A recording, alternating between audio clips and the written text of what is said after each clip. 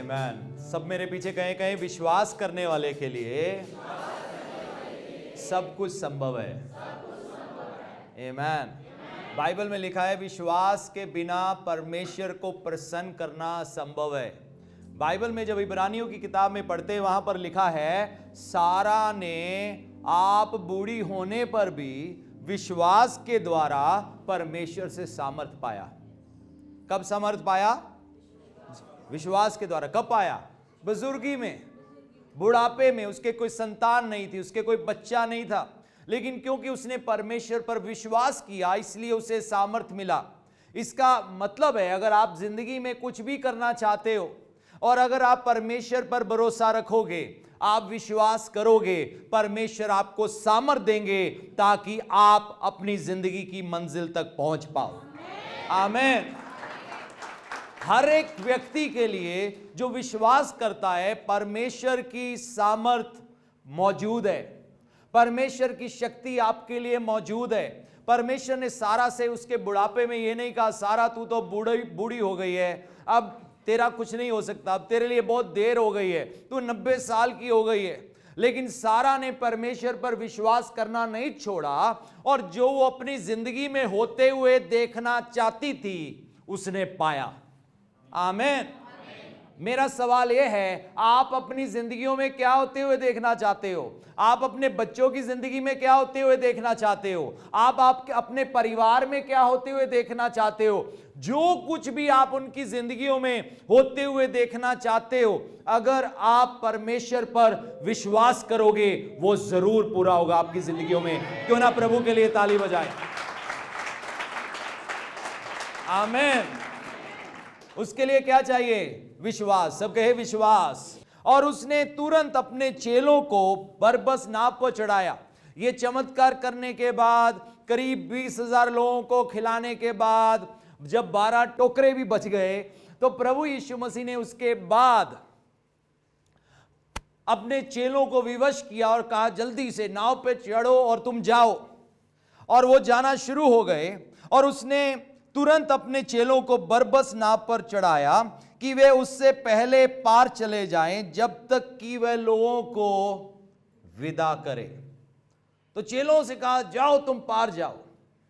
तो चेलों ने प्रभु की बात मानी और वो पार निकल पड़े और इतनी देर में प्रभु लोगों को भेजना शुरू कर दिया। और उसके बाद प्रभु ने क्या किया? देखो, प्रभु एकदम नाव पर नहीं गए। प्रभु ने क्या किया? वे लोगों को विदा करके प्रार्थना करने को अलग पहाड़ पर चढ़ गया।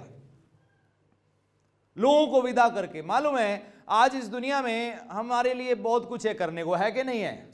बड़े व्यस्त हो गए हैं, टाइम नहीं है, कभी कोई आ रहा है, कभी कोई जा रहा है, कभी काम करना है, जॉब करना है, नौकरी करना है, लोगों का फोन आ रहा है, कोई कुछ कर रहा है, कोई कुछ कह रहा है। बड़ा मुश्किल है कोई परमेश्वर के लिए समय निकाल पाए। बड़ा मुश्किल है लोग प्रार्थना के लिए समय निकाल पाए। लेकिन मां देखो, प्रभु यीशु मसीह करीब 20,000 लोगों के साथ डील कर रहे हैं, फिर भी उन्होंने प्रार्थना का समय निकाल लिया। आमीन। फिर भी उन्होंने प्रार्थना का समय निकाला।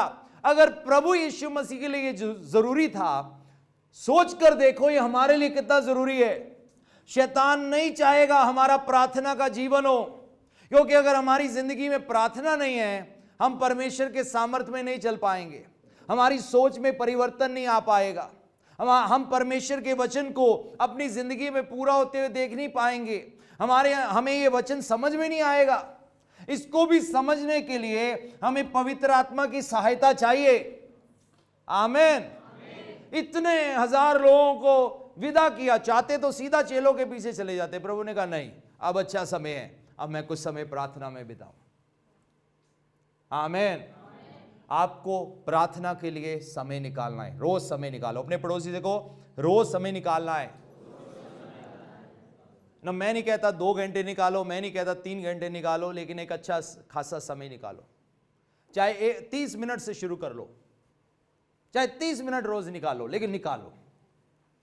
भीड़ को अलग करो, हर चीज को अलग करो, मोबाइल फोन को अलग करो, हर चीज को अलग करके शट डाउन होके कुछ समय परमेश्वर के साथ बिताओ। आमीन। बड़ा महत्वपूर्ण है, क्योंकि वो करना अब अगले एक चमत्कार की तैयारी है।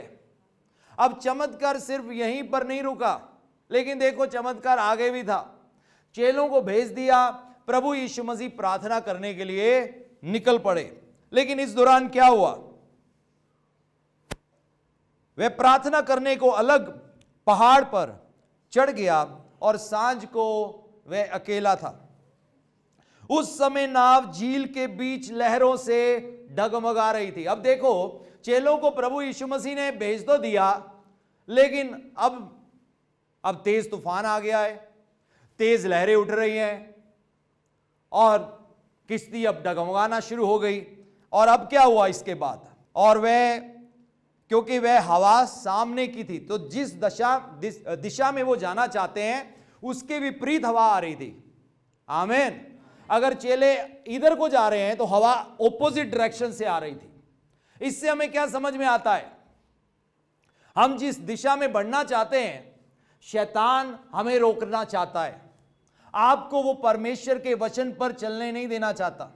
आपको वो परमेश्वर की बातों पर चलने से रोकेगा, कलीसिया आने से रोकेगा, कई दाएं बाएं से ऐसी चीजें लाने की कोशिश करेगा ताकि हम परमेश्वर के रास्ते पर चल ना सकें, परमेश्वर की आज्ञाओं को मान ना सके। क्योंकि प्रभु ने हमें एक दिशा दिखाई है। प्रभु यीशु मसीह ने कहा, मार्ग, सत्य और जीवन मैं ही हूं। और प्रभु ने अब हमें रास्ता दिखाया है। कौन सा रास्ता है? सकरा मार्ग है। कौन सा मार्ग है? चौड़ा नहीं है, चौड़ा है वो मार्ग जो नाश की ओर लेकर जाता है। सकरा है वो मार्ग जो जीवन की ओर लेकर जाता है। प्रभु ने हमें उस सकरे मार्ग पर चलने के लिए बुलाया है। अब हम एक दिशा में जा रहे हैं, चेले एक दिशा में जा रहे हैं, लेकिन विपरीत दिशा से हवाएं आ रही हैं। वो उनको रोक रही हैं आगे बढ़ने से, क्योंकि उनको अपनी मंजिल पर जाना है, उनको उस पार जाना है। याद रखना, विश्वास के जीवन में चलते चलते रुकावटें आएंगी, नेगेटिव थॉट्स आएंगे, समाज आएगा, कॉम्प्रोमाइज करने को दिल करेगा, झुकने को दिल करेगा, डबल स्टैंडर्ड लाइफ जीने को दिल करेगा, लेकिन जीना नहीं है, दोहरी जिंदगी नहीं जीना। कई लोग पता क्या करते, मैंने देखा है, दोहरी जिंदगी जब जीते हैं ना, तो अगर उनको समझाओ, वो किसी दूसरे का एग्जाम्पल देंगे, तो फिर वो क्यों करते हैं? भैया उन्होंने अपना हिसाब खुद देना है, मुझे अपना हिसाब खुद देना है। मैं किसी की जिंदगी देखूं और कहूं, प्रभु मैं भी ऐसे ढीला मट्ठा जिंदगी जिया क्योंकि मैंने दूसरे को देखा। दूसरा अपना हिसाब देगा, मुझे अपना हिसाब देना है। आमीन। हमारी नजरें यीशु मसीह पर होनी चाहिए। किस पर होनी चाहिए? यीशु मसीह पर होनी चाहिए। बहुत महत्वपूर्ण है। हमारी नजरें किसी मनुष्य पर नहीं होनी चाहिए। प्रभु ने हमसे क्या कहा है, प्रभु ने हमें क्या बोला है। अब जब प्रभु के कहने पर ये जा रहे हैं, तो किश्ती अब तूफान में फंस गई, हिल रही है। और आगे हम देखते हैं उसके बाद क्या हुआ। 25 आयत, और वह रात को चौथे पहर झील पर चलते हुए उनके पास आया। प्रभु अब कैसे पहुंचे उनके पास? झील पर चलते हुए। अब चेले डरे हुए हैं, वो घबराए हुए हैं, वो मछुआरे हैं। याद रखो, उनमें से बहुत सारे मछुआरे थे। उनके लिए लहरें आम बात थी, तूफान आम बात थी। लेकिन अब प्रभु चलते हुए उनके पास पहुंचे। पानी पर किश्ती पर चढ़ के नहीं आए, पानी पर चलकर आए। और जैसे ही इन्होंने प्रभु को देखा, चेले उसको झील पर चलते हुए देखकर घबरा गए और कहने लगे, वह भूत है। यही चेले जो दुष्ट आत्मा निकाल रहे थे, यही जो बीमारों को चंगा कर रहे थे, यही जिन्होंने अभी चमत्कार होते हुए देखा है। कितनी देर पहले चमत्कार देखा है? कुछ ही घंटे हुए इस चमत्कार को। इतना बड़ा मिरेकल हुआ और फिर भी देखो कैसे अब डरे पड़े हैं। बहुत सारे लोग कई बार ऐसे होते हैं, आज परमेश्वर ने कार्य किया, फिर हम भूल जाएंगे प्रभु ने क्या किया। कितनी बार बाइबल में कहा है, मत डर, मत डर। पिछली बार मैंने आपको बताया था, डर शैतान के लिए मौका है किसी की जिंदगी में कार्य करने के लिए। बाइबल में हम पढ़ते हैं यूब की किताब में, मालूम है यूब क्या कहता था? जिस डरावनी बात से मैं डरता था वही मेरे साथ हो गई। जिस डरावनी बात से मैं डरता था। कई लोग ऐसे ही हैं, हाय मेरा डर पूरा हो गया, मुझे तो पहले डर था, मुझे तो पहले डर था ऐसे हो जाना है, मुझे तो पहले डर था वैसे हो जाना है, मुझे तो पहले डर था ये हो जाना है, वो हो जाना है। नहीं नहीं, डर नहीं रखना, विश्वास रखना है। पड़ोसी से कहे, डर नहीं रखना, विश्वास रखना है। देखो वो खरा था, परमेश्वर की आज्ञाओं को मानता था, पवित्र जिंदगी बिताता था, लेकिन एक कमी थी उसकी जिंदगी में, वो डरता था। उसके अंदर डर था कि आज जो ये प्रभु ने ब्लेसिंग दे दिया, ये कहीं चली तो नहीं जाएगी ना। आज मैं प्रभु में बढ़ रहा हूं, कहीं ऐसा तो नहीं होगा मैं रुक जाऊंगा। जब 2002 में प्रभु यीशु मसीह ने मुझे बुलाया और जब मैं स्कॉटलैंड में 5वें दिन अपनी नौकरी छोड़ी, एक पासवान के घर, जिन्होंने मुझे वचन बताया था, 21 दिन के लिए मैं उनके घर में रहा। उस समय के दौरान एक दिन मुझे डर आना शुरू हो गया। मैं सीधा पास्टर के पास गया। पास्टर, कितने लोग हैं ना जो प्रभु से वायदा करते हैं, उनके साथ चलने का पीछे हट जाते हैं। मुझे डर है कहीं मैं भी पीछे ना हट जाऊं, मुझे डर है कहीं पीछे ना हट जाऊं। उन्होंने कहा, नहीं, तुझे डरना नहीं है, तुझे विश्वास रखना है, तू पीछे नहीं हटेगा। मान लो उस डर को लेकर मैं वहां से वापस आता, पता नहीं वो डर कब का पूरा हो गया होता। आपका डर नहीं पूरा होना चाहिए, आपका विश्वास पूरा होना चाहिए। आमीन। अगर डर के से जिंदगी जियोगे, डर पूरा हो जाएगा। विश्वास से जिंदगी जियोगे, विश्वास की बातें पूरी होगी जो हमारी भलाई की है। और डर क्यों आता है? किसी बुराई को लेकर, किसी नुकसान को लेकर, किसी खतरे को लेकर, किसी परेशानी को लेकर। मालूम है, जब भी आप परमेश्वर के पास जाओगे, वो अक्सर आपको डराएंगे नहीं, वो कभी नहीं डराएंगे। और अगर कोई डर की बात है भी, उसके साथ विश्वास दिलाएंगे। मान लो कोई डर की बात भी है, यानी कि उदाहरण के तौर पर आपको प्रभु बता देंगे 10 महीने बाद क्या होना है, लेकिन ये नहीं बताएंगे 10 महीने के दौरान क्या होना है। आप समझ रहे हो मेरी बात को? 10 महीने बाद कहेंगे मैं तुम्हें बहुत आशीष दूंगा 10 महीने में, लेकिन बाकी 10 जो बीच वाले 10 महीने हैं वो हमें नहीं मालूम। उसमें हो सकता है कई खतरे हो, कई परेशानियां हो, कई चैलेंजेस हो, लेकिन परमेश्वर हमें हमारी मंजिल बता देते हैं। परमेश्वर कहते हैं, अगर तुम विश्वास करना ना छोड़ो, मैं तुम्हें इस मंजिल तक पहुंचाऊंगा। यूसुफ को परमेश्वर ने ख्वाब में दिखाया कि कैसे सूरज, चांद और 11 तारे उसके सामने झुक रहे हैं। परमेश्वर ने उसको दिखाया, एक दिन तेरे भाई, एक दिन तेरे माता पिता, तेरा घराना तेरे सामने झुकेगा, क्योंकि मैं तुझे बहुत ऊंची ऊंचाई पर उठा दूंगा। लेकिन उसको बीच वाली स्टोरी नहीं बताई। परमेश्वर ने यह नहीं बताया रास्ते में क्या होगा।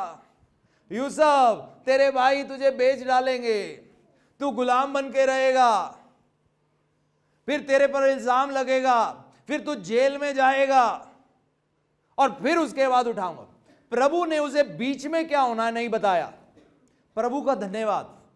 प्रभु हमें हर डर की बात नहीं बताते। पता क्यों? क्योंकि परमेश्वर नहीं चाहते हम डरे, लेकिन परमेश्वर हमें एंड रिजल्ट बताते हैं। आमीन। एंड रिजल्ट पता क्या है? परमेश्वर ने वचन में क्या कहा है? अंत में तुम्हारी आशा पूरी होगी। जोर से ताली बजाएंगे प्रभु के लिए। सब कहें अंत में, यानी कि आखिरकार। सब कहें आखिरकार मेरी आशा पूरी होगी। लेकिन बीच में क्या होगा हमें पता नहीं। तो बीच में हमें क्या करना होगा? धीरज धरना होगा, विश्वास को थामे रखना होगा, गुनाह और पाप के लिए रास्ता नहीं खोलना। शैतान आता है मिशन अबॉर्ट करने के लिए, मिशन अबॉर्ट कराना चाहता है। वो चाहता है हम सच से हट जाएं, पवित्रताई से हट जाएं, गुनाह में पड़ जाएं, पाप में पड़ जाएं, क्योंकि वो नहीं चाहता हमारा अनंत काल खूबसूरत हो। वो चाहता है जहां वो नाश होगा वहीं पर हम भी उसके साथ नाश हो।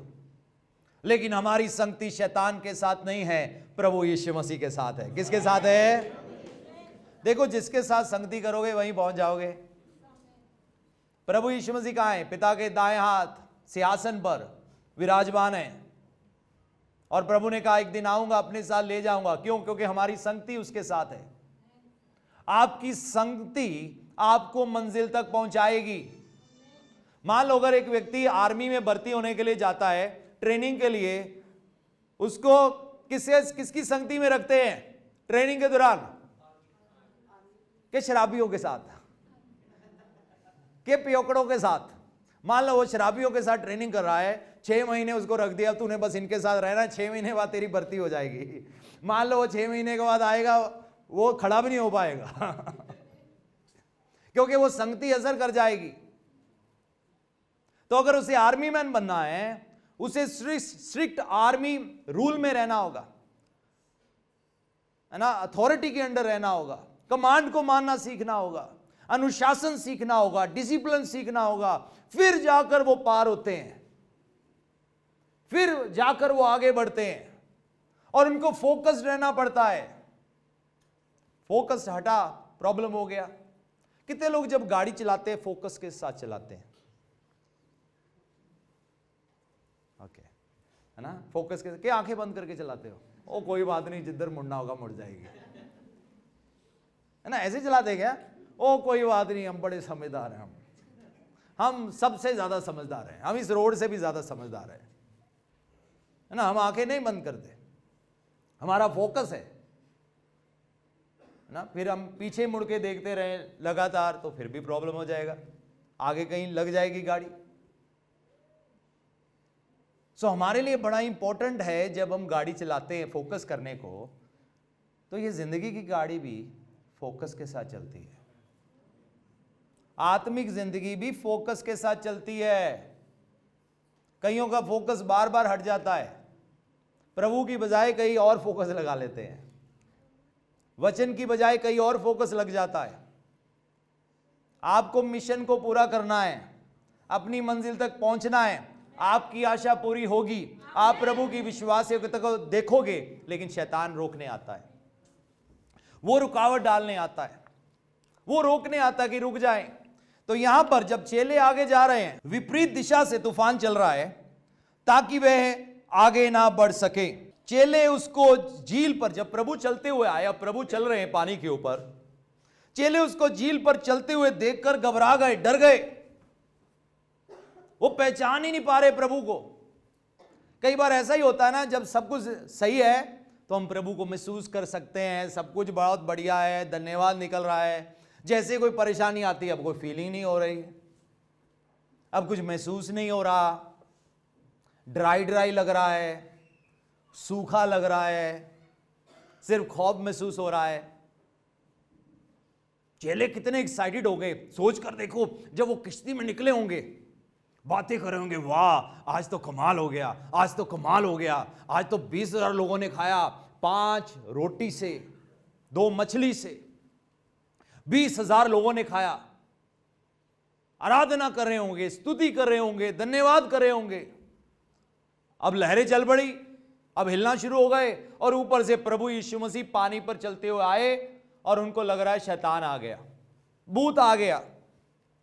और प्रभु क्या कहते हैं, और क्या करने लगे? डर के मारे चिल्लाने लगे, चीखे मार रहे हैं ये नौजवान, चिल्ला रहे, भाई ये तो प्रॉब्लम हो गया, प्रभु आप कहां रह गए, हमें क्यों अकेले भेज दिया। अब ये कोई नया, कोई इनके लिए अनुभव नहीं था, लेकिन ये सच में डर गए और चिल्लाना शुरू कर दिया। यीशु ने तुरंत उनसे बातें की और कहा, ढांढस बांधो, मैं हूं, डरो मत। आमीन। प्रभु ने कहा, मैं हूं भाई, मैं तुम्हारे साथ हूं, मैं तुम्हें नहीं छोड़ूंगा, मैं तुम्हें नहीं त्यागूंगा, जगत के अंत तक मैं तुम्हारे साथ हूं। बाइबल में लिखा है, वो जिसने हमारी जिंदगी में भले काम को शुरू किया है, वो विश्वास योग्य और धर्मी है, वो उसको पूरा भी करेगा। आमीन। 2002 में जब मैंने परमेश्वर को अपना जीवन दिया, परमेश्वर ने अपने काम को मेरी जिंदगी में आरंभ किया। जब तक जीवन नहीं दिया, काम शुरू नहीं हुआ। मैं यहां पर सिर्फ ये मानने की बात नहीं कर रहा यीशु प्रभु है, बस यहीं रुक गए, नहीं, जिंदगी देना है। जिंदगी देने का मतलब नहीं है कि सारे मेरी तरह प्रचार करना शुरू हो जाओ, नहीं नहीं, वो उसका मतलब नहीं था। कई लोग सोचते हैं नहीं नहीं अभी तो हमने नौकरी करनी है, पिछले दिनों मैं किसी के साथ था, नहीं जिंदगी देनी जरूरी है, नहीं नहीं कारोबार भी देखना पड़ता। मैं क्या, आपको किसने मना किया कारोबार देखने से? जिंदगी देने का मतलब थोड़ा ना है। जिंदगी देने का मतलब है अब हम जो कारोबार कर रहे हैं ये सोचकर कर रहे हैं हम किसी मनुष्य के लिए नहीं लेकिन यीशु मसीह के लिए कर रहे हैं, परमेश्वर के वचन पर के आधार पर कर रहे हैं। हम प्रभु को महिमा देंगे। हमारा घर, हमारा जीना, हमारा उठना बैठना, हमारी पवित्रताई, हमारी सच्चाई अब परमेश्वर के वचन के अनुसार होगी। यह है जिंदगी जीना। आप किसी भी डिपार्टमेंट में हो, सरकारी डिपार्टमेंट में हो, जिंदगी देने का मतलब यह नहीं कि उसको छोड़ दो। जिंदगी देने का मतलब है अब और बढ़ चढ़कर काम करो, और मेहनत के साथ काम करो, और वफादारी से काम करो। हो सकता है पहले काम चोरी करते हो लेकिन अब नहीं करेंगे। आमीन। क्यों नहीं करेंगे? क्योंकि यीशु मसीह को जिंदगी दे दिया है। तो आमीन। चाहे कोई देख रहा है हमें या नहीं देख रहा, लेकिन हमारा यीशु मसीह हमें देखता है। हम ये सोचकर कर रहे हैं। हम ये सोचकर नहीं कर रहे कि कैमरा लगा या नहीं लगा ना। आजकल हर ऑफिस में कैमरा है, हर जगह कैमरे, तो ये सोचकर नहीं कर रहे। हम ये सोचकर कर रहे हैं नहीं, ये काम जो मुझे सौंपा गया है मुझे वफादारी से करना है। आपको मालूम है यूसुफ अपनी मंजिल की ओर जा रहा था, लेकिन रास्ते में कई मुश्किलें थी, कठिनाइयां थी। पहले किसी के अगर गुलाम बन के रहा, वफादार था। मालिक ने देखा यार बंदा वफादार है, उसने मैनेजर बना दिया। जब मैनेजर बना वो वफादार था, वो बात अलग है। झूठा इल्जाम लग गया, जेल में बंद हो गया। अब वो जेल में है, जेल में भी जाकर पता वो क्या है? वफादार है। सब कहे वफादार है। तो आपको अपने घर में वफादार होना है, आपको अपने शादीशुदा जीवन में वफादार होना है। पति को पत्नी के साथ, पत्नी को पति के साथ वफादार होना है, क्योंकि परमेश्वर को हिसाब देना है। किसको हिसाब देना है? बाइबल में लिखा है परमेश्वर के हाथ में पड़ना बड़ी भयानक बात है। बड़ी भयानक बात है। वो एक चीज जो हमसे एक्सपेक्ट करते हैं वो है वफादारी, क्योंकि वो वफादार है और वो अपने बच्चों से चाहते हैं वो वफादार बने। आमीन। और हम शरीर के मुताबिक नहीं, आत्मा के मुताबिक चले। प्रभु ये हमसे एक्सपेक्ट करते हैं। ऐसा कार्य वो हमारी जिंदगियों में होते हुए देखना चाहते हैं। अब ये डर गए, ये भूल गए यीशु मसीह वफादार है। ये भूल गए ये वही प्रभु है जो हमें नहीं छोड़ेगा। आज वो चाहे शारीरिक तौर पर हमारे साथ नहीं है, लेकिन आत्मा में वो हमारे साथ है। आमीन। वो आत्मा में हमारे साथ है। उनका पवित्र आत्मा हमारे साथ है, हमारे अंदर है, हमारे ऊपर है, हमें घेर रखा है उसने। अब ये डर गए। प्रभु कहते हैं मत डरो, डांडस बांधो, मैं हूं। I am. जब प्रभु कहते हैं ना मैं हूं, ये बड़ा सामर्थी शब्द है। ये पता कौन सा शब्द है? ये जब मूसा का परमेश्वर के साथ मुलाकात हुआ, जलती जाड़ी आमने सामने, वहां से परमेश्वर ने बात किया। मूसा को कहा जा तुम मिस्र से लोगों को छुड़ा कर ला। कहता है जब लोग पूछेंगे किसने भेजा तो क्या कहूं? परमेश्वर ने पता क्या कहा? मैं हूं। I am. मैं हूं। अब प्रभु कहते हैं मैं हूं ना, मैं तुम्हारे साथ हूं, मैं तुम्हारे घर में हूं, मैं परिवार में हूं। प्रभु मैं बहुत दुखी हूं, मैं टूटी हुई हूं, यीशु आपके साथ है। मैं अकेला हूं, जंगल में फंस गया, प्रभु आपके साथ है। मुझे याद है बहुत साल पहले, करीब 2006-07 की बात है, मैं मेरी पत्नी एक दिन मोटरसाइकिल से सुजानपुर से आ रहे थे। अभी निकले ही हैं, तेल खत्म हो गया। टेढ़ा किया, स्टार्ट किया, थोड़ा सा आगे गया, आधा किलोमीटर, फिर बंद हो गया। फिर मुंह से फूंक मारा, जो कुछ भी कर सकता था किया, फिर स्टार्ट किया, आधा किलोमीटर गया, फाटक के थोड़ा सा आगे आया, क्राइस्ट कॉन्वेंट किंग स्कूल पार करके थोड़ा आगे से आया, बंद। फिर हर कोशिश किया स्टार्ट करने का, पूरा रात लेट। आजकल फिर भी ट्रैफिक होता है, उन दिनों में उधर बिल्कुल नहीं था। सुनसान फंस गए।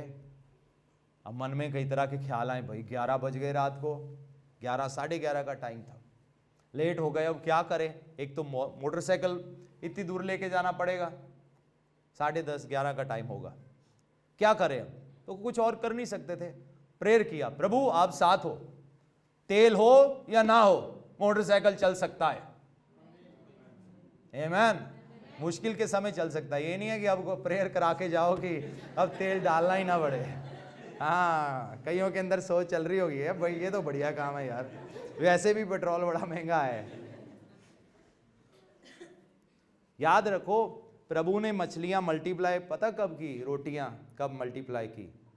जब नहीं था, जब कोई समाधान नहीं था, जब कोई रास्ता नहीं था। प्रभु कहते ठीक है, अब तो चमत्कार ही करना पड़ेगा। आमेन।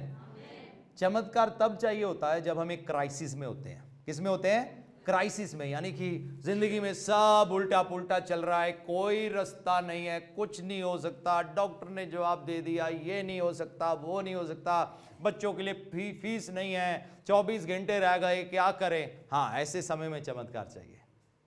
बाइबल में पढ़ते हैं ना, एलिया गया एक विधवा के घर में, प्रभु ने कहा जा, उसको मैंने ठहराया, जाके रोटी मांग उससे।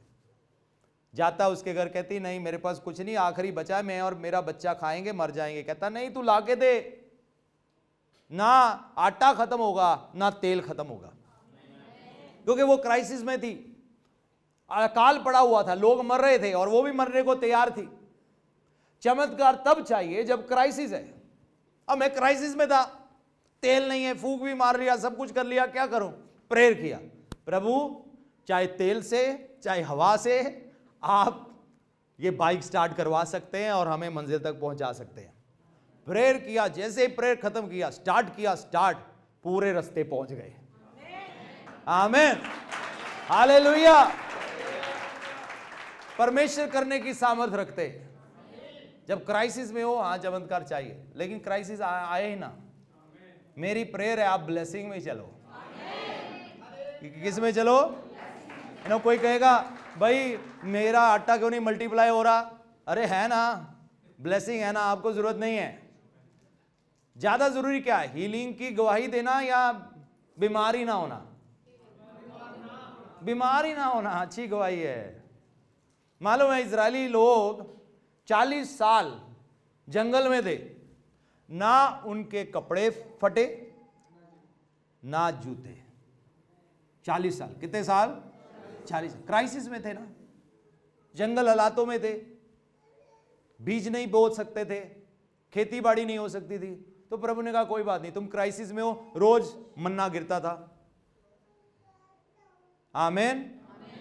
क्राइसिस था, पानी नहीं था कहीं भी। परमेश्वर ने कहा यहां भी एक चमत्कार करना पड़ेगा, पानी है ही नहीं, तुम तो प्यासे मर जाओगे। पत्थर से पानी निकाल दिया। क्राइसिस था। क्राइसिस में, मुश्किलों में, तकलीफ में जब कोई रास्ता नहीं है, हमें मिरेकल चाहिए, लेकिन हमें मिरेकल वाली जगह में ही नहीं रहना, हमें ब्लेसिंग में आना है ना। आपको याद है बहुत साल पहले मैंने एक गवाही दिया, और जब मैं एक चर्च में जाता था तो वहाँ पर एक भाई, वो मेरे द्वारा प्रभु में आया था, तो उसने हर संडे चर्च में खड़े होकर 3 4 5 हफ्ते चलता रहा, गवाही दिया। मेरे पास पैसे नहीं थे, मुझे पैसे चाहिए थे, मैंने प्रेयर किया। मैं जैसे ही घर से मोड़ पे पहुंचा तो वहाँ पर मैंने देखा 100 का नोट गिरा हुआ है। मैंने दाएं देखा बाएं देखा, कोई भी नहीं। मैं कहा लगता है किसी का है ही नहीं, मेरे लिए है। मैंने उठाया, जेब में डाला, प्रभु का धन्यवाद किया, सारी चर्च ने ताली बजाया। अगली हफ्ते फिर गवाही दिया, फिर उसके आगे गवाही दिया, मेरा मोबाइल फ़ोन ख़राब हो गया। मैंने प्रेयर किया, प्रभु मेरे पास मोबाइल फ़ोन नहीं है। तो कोई एक भाई आया, उसने कहा पता नहीं क्यों मेरे दिल में आ रहा है मैं तुझे मोबाइल फ़ोन दे दूं, वो बटन वाला। उसने मोबाइल फ़ोन दे दिया, सारी चर्च ने ताली बजाया। 3 4 हफ्ते निकल गए, मैं सामने बैठा, मैं कहा प्रभु ये तो अच्छी बात नहीं है, उसकी हर हफ्ते गवाही होती है, मेरी वो गवाही नहीं हो रही। प्रभु ने कहा तेरे पास मोबाइल फ़ोन है, 100 रुपया है, फिर तुझे काहे का चमत्कार चाहिए, तू तो ब्लेसिंग में चल रहा है। हालेलुया। आपको ब्लेसिंग में चलना है, आप हमेशा ब्लेसिंग में चलो, आप हमेशा फलवंत होकर चलो। आमीन। आप कभी उस हालत में ना जाओ जिसमें उस विधवा को जाना पड़ा, जिसके पास आखिरी बचा था और वो मरने के लिए तैयार थी। लेकिन आपके पास हमेशा बहुतायत से हो, बढ़ चढ़कर हो, और ताकि आप अपने लिए ब्लेसिंग बनो और दूसरों के लिए भी। यीशु ने उनसे कहा, डरो मत, मैं हूं, डरो मत। ये डर को निकाल दो, डरावने ख्याल आते हैं, इनको हटाओ, परमेश्वर का वचन पढ़ो। देखो, अगर आप खाना नहीं खाओगे तो क्या होगा? कुछ समय के बाद पेट आवाज देगा ना कि भूख लगी है ना? देता ना आवाज कि भूख लगी है। अगर वचन नहीं पढ़ेंगे, परमेश्वर के वचनों पर मेडिटेट नहीं करेंगे, ऑटोमेटिकली डर आ जाएगा, फियर आ जाएगा, ये ऑटोमेटिक है। शक आ जाएगा, पवित्रता ही खत्म होना शुरू हो जाएगी, माइंड फिर इधर उधर घूमना शुरू हो जाएगा, गलत तरफ ख्याल जाने शुरू हो जाएंगे। क्यों? क्योंकि वो डोज नहीं लिया ना हमने। हमें ये डोज चाहिए, जैसे शरीर को शारीरिक डोज चाहिए, आत्मा को आत्मिक डोज चाहिए। आमीन। अगर आत्मिक डोज नहीं देंगे तो कमजोर हो जाएंगे। प्रभु इनसे कहते हैं मत डरो। हमें फेथ का फीडिंग लेना होगा, डर का नहीं। आप जिस चीज का फीडिंग लोगे उसी में बढ़ जाओगे। सही है कि नहीं है?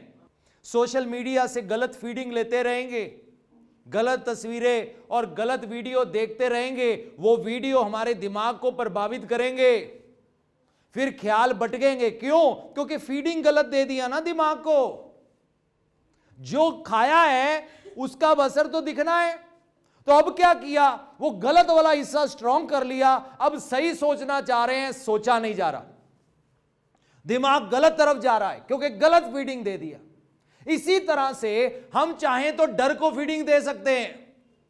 ओ तुम्हारा क्या होगा, ये क्या होगा, ऐसा हो जाएगा, वैसा हो जाएगा, ये ना करो, लोग क्या कहेंगे, लोग क्या बोलेंगे, ऐसे कैसे होगा, वैसे कैसे होगा, तुम्हारी मुश्किल है, नौकरियां तो मिलती नहीं, तुम्हारे बच्चों को कैसे नौकरियां मिलेंगी। हाँ हाँ सही में, हाँ मुझे तो यही डर है। आप डर की बात पूरी करना चाहते हो या विश्वास की? जब कोई आपसे नेगेटिव बोलता है उसी समय उनकी बात को काटो, वही से कहना, भैन जी माफ करो लेकिन हम आपको एक बात बताना चाहते हैं, हमारा प्रभु संभालेगा, हमारा प्रभु चलाएगा। अब हमें, जैसे मैं पिछली बार कह रहा था, हमें सेवकाई के बहुत सारे फैसले, हमें अपने जिंदगी के निजी फैसले सेवकाई के आधार पर लेने पड़े। प्रभु हमसे क्या चाहते हैं? एक बार वंश को convent school Christ the king में एडमिशन मिल गया। मैंने पेमेंट भी कर दिया, पेमेंट दे के वापस रात को आया। मैंने कहा भाई स्कूल तो अच्छा है लेकिन बुलाहट भी है, क्या करें? अगले दिन गया, पैसे वापस ले लिए।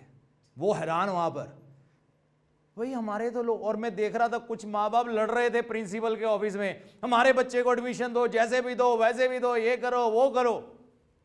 और मैं जा रहा हूं, भाई पैसे वापस दे दो। क्यों? क्योंकि मैंने देखा कि नहीं नहीं, ये बुलाहट के साथ सेटिंग नहीं करेगा।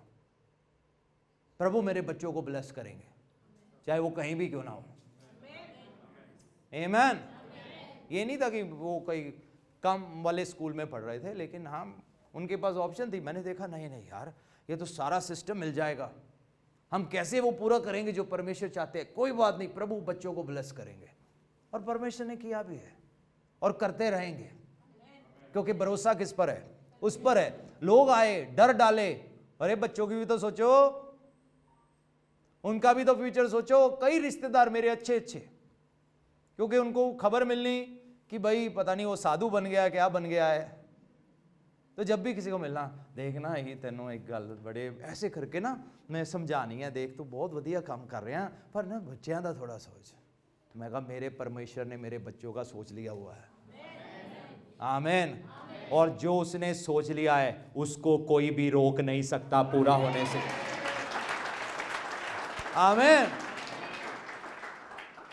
हालेलुया। डर को फीड दोगे तो डरते रहोगे। विश्वास की फीडिंग लेनी है। किसकी फीडिंग लेनी है? विश्वास को फीड करो, विश्वास से खाओ। सुबह भी विश्वास से खाओ, दोपहर को भी विश्वास से खाओ, रात को भी विश्वास से खाओ। प्रार्थना में भी विश्वास बोलो, प्रभु धन्यवाद आप मेरे साथ हो, प्रभु धन्यवाद आप संभालोगे।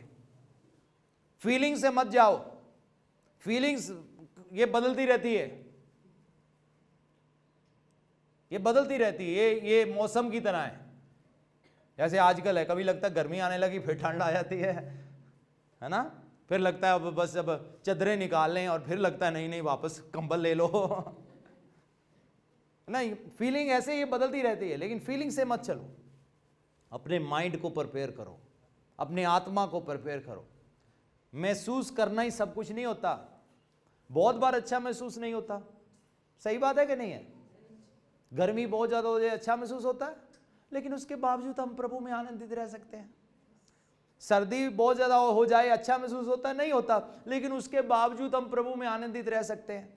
इसी तरह से कई बार हालात विपरीत हो सकते हैं, लेकिन उसमें भी विश्वास में बने रहो। आमीन। उसमें भी परमेश्वर पर भरोसा नहीं छोड़ना। डर को फीडिंग मत दो। दाएं बाएं लोग आते डराने वाले, चुप करा दो, उनकी बात की ओर ध्यान मत दो, परमेश्वर की बातों पर ध्यान देना है। प्रभु कहते हैं मैं हूं, डरो मत। जैसे पतरस ने यह सुना, पतरस कहता है हे प्रभु यदि तू ही है तो मुझे अपने पास पानी पर चलकर आने की आज्ञा दे। कहता प्रभु अगर आप हो ना, मुझे भी पानी पर चलना है। आमीन।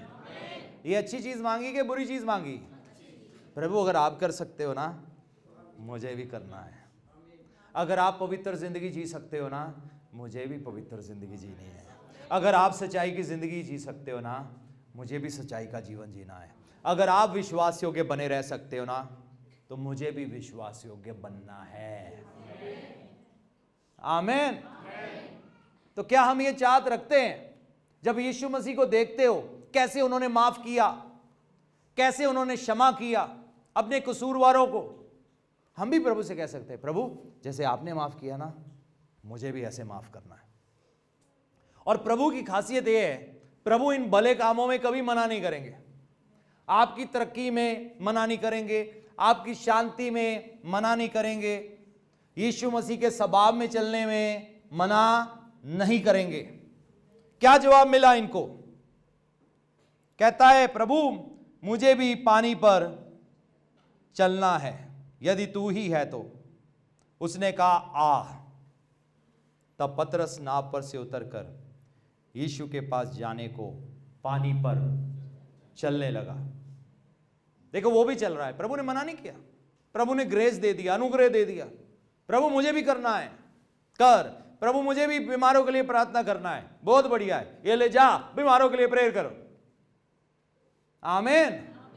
वो मना नहीं करेंगे। ये मत सोचना हो नहीं मैं ना चीज हूं, पता नहीं अभी 2 साल प्रेयर करेंगे फिर शुरू होगा। नहीं, आज शुरू होगा भला काम, आज शुरू होगा। बीमार को ठीक करना अच्छा काम है कि बुरा काम है? तू क्यों प्रभु 2 साल देरी करेगा? वो क्यों देरी करेंगे? आपकी तरक्की होना अच्छा काम है कि बुरा काम है? प्रभु देरी ना करेगा, वो जल्दी करेगा। विश्वास रखो। आमीन। विश्वास करो। पड़ोसी देखो विश्वास करो। उसने कहा आ। तब पतरस नाव पर से उतरकर यीशु के पास जाने को पानी पर चलने लगा, पर हवा को देखकर डर गया। हवा को देखा, चल रहा है, लेकिन जैसे ही हवा को देखा, लहरों को देखा, हवा से जो लहरें उठ रही थी उनको देखकर डर गया। याद रखो बाइबल में लिखा है हम देखने से नहीं चलते, विश्वास से चलते हैं। कैसे चलना है? हाँ, दुनिया देखने से चलती, वो देखेगी हालात कैसे है, वो आज बदल आ रहे हैं, हाँ बारिश होगी, वो देखने से चलती है। वो सेंसस देखते हैं, न्यूज़ देखते हैं, गवर्नमेंट के डिसीजन देखते हैं, वो हालात देखते हैं, वो देखने से चलते हैं। वो अपना रिपोर्ट कार्ड देखते हैं, वो अपनी काबिलियत देखते हैं, वो अपनी ताकत देखते हैं, वो अपनी जान पहचान देखेंगे। है जान पहचान? हाँ मेरा चाचा डीसी लगा है, मेरा तो काम हो ही जाना है। वो देखने से चलते हैं। लेकिन हमें देखने से नहीं चलना, विश्वास से चलना। कैसे चलना है? इसका मतलब है हालात बिल्कुल आपके खिलाफ है, हवाएं आपके खिलाफ आ रही है आपको रोकने के लिए, सब कुछ विपरीत दिशा में जा रहा है। आप चाहते हो ये हो, लेकिन सामने दिखाई दे रहा है अरे ये तो उल्टा हो रहा है। उस हालात में भी आपको विश्वास करना है। कई बार अपनी मुश्किलों को देख के आंखें बंद कर लिया करो और प्रेयर में बैठ जाया करो। कई बार लोग मुश्किलों को देखते रहते हैं, उनका फोकस अपनी परेशानियों पर रहता है, अपने दर्द पर रहता है, अपनी तकलीफ पर रहता है। आपको नजर हटानी है वहां से। पतरस से गलती हो गया, अभी प्रभु पर नजर लगाकर चल रहा है और फिर दाएं बाएं देख रहा है, हवाएं देख रहा है, अपने हालात देख रहा है। हो सकता है आज यहां से आप विश्वास से बढ़कर जाओ, लेकिन याद रखना रास्ते में बहुत कुछ दिखेगा। कल परसों, चलो ये ताली वाली जगह तो नहीं थी, पर कोई बात नहीं।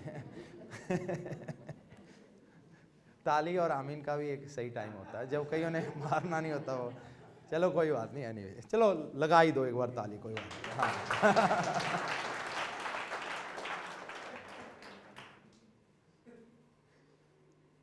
रास्ते में कल कोई खबर आ सकती है और आज आपके अंदर विश्वास है और कल खबर आएगी, कोई बुरी खबर आती है और ये आपका काम लगता है बनना नहीं, तो क्या करेंगे हम? ओ बस अब तो खत्म होगी जिंदगी, बस खत्म हो गया, अब तो कोई रहा ही नहीं। क्या रहा नहीं? एक दरवाजा बंद हो जाए, उसके पास हजारों लाखों रास्ते हैं। आमीन। आप विश्वास करते हो? है ना? एक दरवाजा बंद हो गया, इसका मतलब ये नहीं कि आपका खत्म हो गया लाइफ। अब एक चीज का आंसर नहीं मिला, इसका मतलब ये नहीं कि ओ बस प्रभु आपको लगता है मेरा ख्याल नहीं। प्रभु कहता है अरे क्या सोच रहे हो तुम, मेरे पास और बहुत कुछ है, तुम एक ही चीज देख रहे हो, तुम देखने से चलते हो। प्रॉब्लम ये है, हालात ऐसे दिखेंगे, ये कैसे होगा, ओ मेरा पति कैसे बदलेगा, बड़ा मुश्किल है, ओहो बड़ा मुश्किल, बस उसी को देखते रहना, तभी तो प्रॉब्लम है। प्रभु को देखो, लेकिन प्रभु जब आपकी ओर देखते ही हो ना, संभव है। आमीन। पत्नी में स्वभाव में कैसे बदलाव आएगा, है ना? बाइबल में लिखा है एक झगड़ालू पत्नी के संग रहने से छत के कोने में रहना अच्छा है। दूसरी जगह लिखा है जंगल में रहना अच्छा है। तो जंगल में क्या करना है? जंगली बन के आना है, टार्जन की तरह। 6 महीने पति जंगल में है, 6 महीने के बाद वापस आया, ओ बीवी कहे इसको क्या हो गया, ये तो टार्जन बन गया। नहीं नहीं नहीं, उसका मतलब ये नहीं है। उसका मतलब है जा एक सुनसान जगह ढूंढ और प्रभु को निहार। कोने में जाकर क्या करना है? हाँ शैतान अब बोल मेरे से, तेरी जिंदगी नहीं बननी है, इसने कहाँ बदलना है, इसने तो परेशान रखना है, इसने तो बोलना बंद नहीं करना। हाँ हाँ तू सही कहा शैतान, सच में सच में सच में। नहीं नहीं, कोने में जाकर शैतान की आवाज़ नहीं सुनना, प्रभु से प्रार्थना करो। आमीन। क्या करना है? प्रार्थना करो प्रभु से ना। प्रभु आप सब कुछ करने की ताकत रखते हो। जंगल में ज़्यादा दूर मत चले जाना, कई बार जानवर भी होते हैं कई जगह। शुरू से ही वापस आ जाना प्रेयर करके।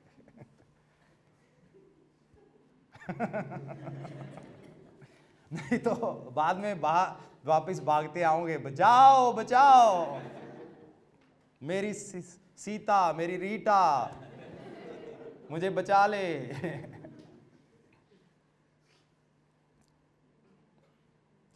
हवा को देखकर डर गया। हवा को देखकर डर गया और जब डूबने लगा तो चिल्लाकर कहा, हे प्रभु मुझे बचा। अब डूबने लगा, लेकिन शुक्र है प्रभु को आवाज दे रहा है। डूबता हुआ प्रभु को आवाज दे रहा है, किसी और को नहीं दे रहा है, चलो मुझे भी बचाओ। अरे वो आ जाते, वो खुद भी डूबते, इसे भी डुबाते। बाइबल में लिखा है एक अंधा दूसरे अंधे को रास्ता नहीं दिखा सकता। आप किसके पीछे चल रहे हो, किसकी सुन रहे हो? आज बहुत सारे लोग अंधे लोगों की सुनते हैं, इनको पता नहीं जिंदगी का मकसद क्या है। इधर उधर से लोग कहावतें सी लिख के ना ग्रुप में डाल देते हैं, लोग उसको कहीं फॉरवर्ड कर देते हैं बिना समझे इसका मतलब क्या है। इंसानियत है ना, ऐसे कई आते हैं, इंसानियत ये, इंसानियत वो, और ऐसे और वैसे। कहाँ से इंसानी बुद्धि से बनाई हुई चीजें? बाइबल में लिखा वो मूर्खता है। सबसे बेस्ट है ये प्रभु का वचन, जो इस संसार के लिए नहीं है, हमारे स्वर्ग की तैयारी के लिए भी है। इंसानी जीवन खत्म हो जाएगा, ये पता नहीं लगता कब खत्म हो जाता है। ये उम्र थोड़ा ना देखता है, ये थोड़ा ना कहेगा भाई तुम्हारी उम्र हो गई है 25 साल, अभी तुमने 100 साल और जीना। नहीं नहीं नहीं, नो वन नोस।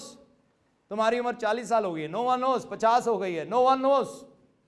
किसी को नहीं पता आखिरी दिन कब है।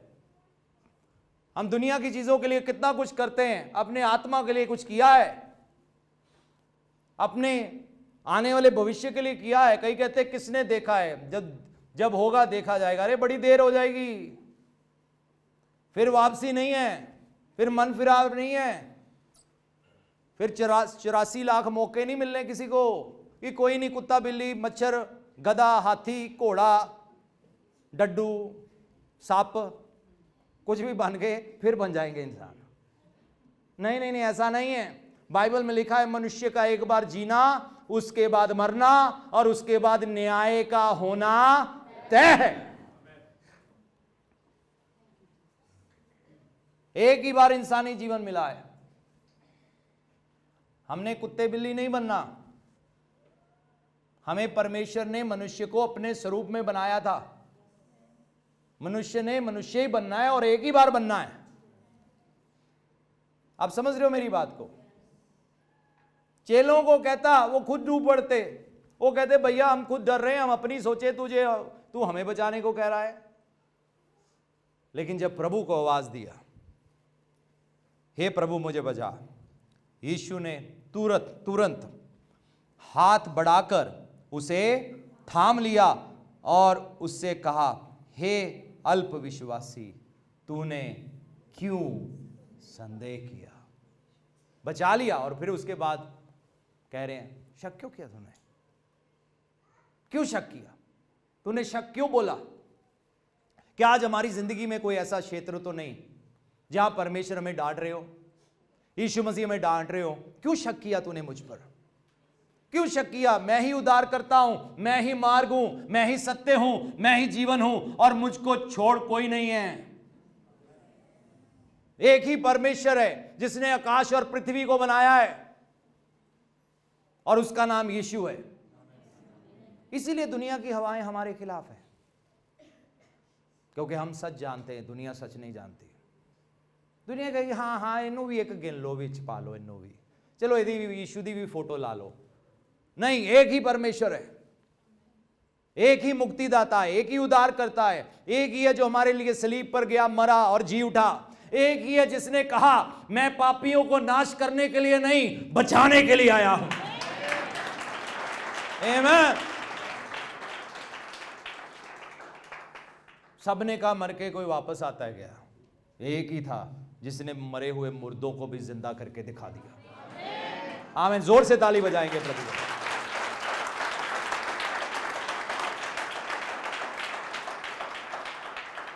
सबने कहा लिखी हुई तकदीर को कौन बदल सकता है, हाथों की लकीरों को कौन मिटा सकता है? यीशु कहता मैं सब कुछ बदल सकता हूं। आमीन।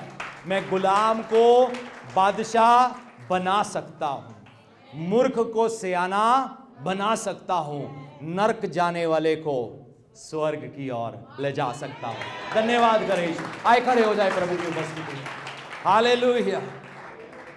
हम विश्वास करेंगे, हम ना डरेंगे। मैं ना डरांगा, मैं विश्वास करांगा। सब कहे मैं ना डरांगा, मैं विश्वास करांगा। आमीन। डरना नहीं है। और डर कब आता है याद रखना, जब हम इसको फीडिंग देते हैं। आपको विश्वास की डोज लेनी है। किसकी डोज लेनी है? ये डोज सिर्फ आपको बाइबल में से मिलेगी। कहीं नहीं प्रभु डराएंगे, ये करता तेरे ने, किसी ने वो करता, प्रभु वो नहीं बताएंगे कितना कराया क्या है।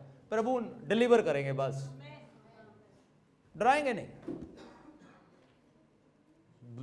लोग बाहर जाते हैं, पहली चीज आती है डर, ये हो जाएगा वो हो जाएगा। नहीं नहीं, प्रभु कहेगा अच्छा होगा, मुझ पे भरोसा करो, मैं साथ हूं, तुम नहीं डूबोगे, लहरें तुम्हें डुबा ना पाएंगी, पानी तुम्हें डुबा ना पाएगा, आग तुम्हें जला ना पाएगी। सब अपनी आंखें बंद करें, प्रार्थना में जाएं। विश्वास का मतलब है हम वो करेंगे जो यीशु मसीह कहते हैं, जो वो बोलते हम करेंगे। इसे हमें विश्वास होगा तो हम उनकी आज्ञा मानेंगे, वो हम विश्वास करते हैं। जो विश्वास नहीं करता वो अपनी मर्जी पूरी करेगा। लेकिन हम विश्वास करने वाले हैं, हम विश्वास करने वाले हैं। प्रभु हम आप पर भरोसा करते हैं। आपके लिए कुछ भी असंभव नहीं है, कुछ भी नामुमकिन नहीं है। आप सब कुछ करने की शक्ति रखते हैं। पिता परमेश्वर, मैं प्रार्थना करता हूँ इस समय आपके लोगों के लिए, आपका धन्यवाद करता हूँ प्रभु, इनकी जिंदगियों के लिए धन्यवाद करता हूँ प्रभु। होने दे ये विश्वास में अटल हो जाए, ये जाने प्रभु है, प्रभु इनके साथ है, हर हालात में साथ है, हर चीज में, हर मुश्किल में, हर परेशानी में वो साथ है, वो अकेले नहीं छोड़ते। मुश्किल के समय हम सिर्फ उसको दुहाई देते हैं, वो हमें डूबने नहीं देता, वो हमें संभाल लेते हैं। जो मनुष्य नहीं कर सकता वो परमेश्वर कर सकते हैं। Thank you lord, thank you Jesus, thank you Jesus. धन्यवाद करें, धन्यवाद करें, धन्यवाद करें। Hallelujah, we worship you, we worship you, we worship you. धन्यवाद, धन्यवाद। 3 लोगों से कहे सब कुछ हो सकता है। अगर आप विश्वास करो तो विश्वास करने वाले के लिए सब कुछ हो सकता है। आमीन। मैंने जिंदगी की मुश्किलों में विश्वास नहीं छोड़ा और मैंने कहा सब कुछ हो सकता है। परेशानियों में विश्वास नहीं छोड़ा, कहा सब कुछ हो सकता है। अकेलेपन में विश्वास नहीं छोड़ा, कहा सब कुछ हो सकता है। लोगों की ओर से कान बंद कर लिए, प्रभु के लिए कान खोल लिए और प्रभु ने हमेशा कहा मत डर, मैं हूं ना। आमीन। अगर आप कहते हो प्रभु कोई है ही नहीं, कोई है ही नहीं, कौन मदद करेगा, यीशु कहते हैं मत डर, मैं हूं ना, मैं हूं ना। कई बार अच्छा है दाएं बाएं लोग हट जाते हैं हमसे, हम प्रभु पर विश्वास करना सीख लेते हैं। कई बार अच्छा होता है अकेलापन, कई बार अच्छा होता है लोग मना कर देते हैं, कई बार अच्छा होता है कोई मदद नहीं करता, क्योंकि हम उसकी ओर देखते हैं जो कभी भी हमारा मुंह काला नहीं होने देता। पिता मैं प्रार्थना करता हूँ आपके लोगों के लिए, इनकी जिंदगियों के लिए, इस कलीसिया के लिए, जिन लोगों को आज आज़ादी मिला, छुटकारा मिला, डर भय का आत्मा यीशु के नाम से छोड़कर जाए। प्रभु ये विश्वास की फीडिंग ले, विश्वास से भरे, विश्वास पर गौर करे, विश्वास में बढ़े और ये अपनी जिंदगी में वो मकसद पूरा करें जो आपकी ओर से है। हमारी जिंदगी का नक्शा आप बनाएं, हमारी जिंदगी का मकसद आप बनाएं। हम अपनी मर्जी पूरी नहीं करना चाहते, आपकी करना चाहते हैं, और आपकी मर्जी पूरी करना हमारे लिए बेहतरी है, इस संसार के लिए नहीं लेकिन अनंत काल के लिए भी। प्रभु हम आपका धन्यवाद करते हैं सब बातों के लिए, यीशु मसीह के नाम में। सब कहेंगे जोर से आमीन, ताली बजाएंगे, प्रभु का धन्यवाद करें।